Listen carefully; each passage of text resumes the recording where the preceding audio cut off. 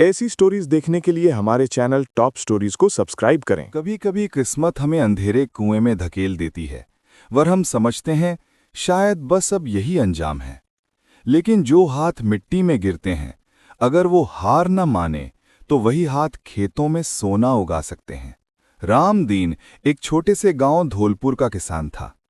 न जमीन अपनी, न पानी का कोई वसीला, सिर्फ एक बोसीदा कमरा, एक बीमार माँ और खद्दर का एक पुराना कुर्ता। लोग कहते थे, ये किसान है या भिखारी?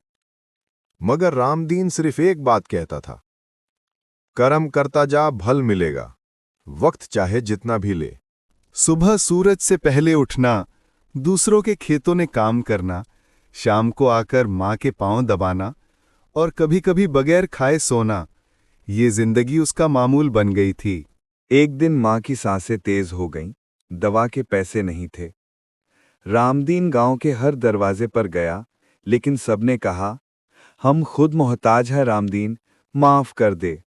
माँ ने उसका हाथ पकड़ा, आंखों में आंसू लिए कहा, बेटा, तू हारा मत करना, तेरे हाथों में बरकत है।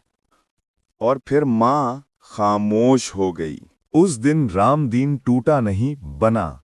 उसने तय कर लिया, अब किसी के खेत में मजदूरी नहीं करेगा, खुद की जमीन बनाएगा। उसने 3 साल तक दिन रात मजदूरी की, पैसे जमा किए और गांव के बाहर एक बंजर जमीन का टुकड़ा खरीद लिया, जिस पर कोई थूकता भी न था। लोग हंसे, ये जमीन कुछ नहीं उगा सकती, पागल हो गया है। लेकिन रामदीन मिट्टी से बात करता, पसीना बहाता और दुआ करता। पहला साल फसल कम हुई, दूसरा साल कुछ बेहतर, तीसरा साल जमीन ने चुपचाप सोना उगलना शुरू कर दिया। आज वही जमीन गांव की सबसे जरखेज जमीन बन गई। रामदीन ने वहां बोरिंग करवाई, ट्रैक्टर खरीदा और आसपास के किसानों को रोजगार देना शुरू किया। अब वही लोग जो इस पर हंसते थे, इससे मशवरा लेने आते हैं। आज रामदीन का नाम जिले के कामयाब किसानों में शामिल है, लेकिन उसके ज़बान पर आज भी एक ही बात है, कर्म कीजिए, शिकवा मत कीजिए। मट्टी कभी बेवफा नहीं होती।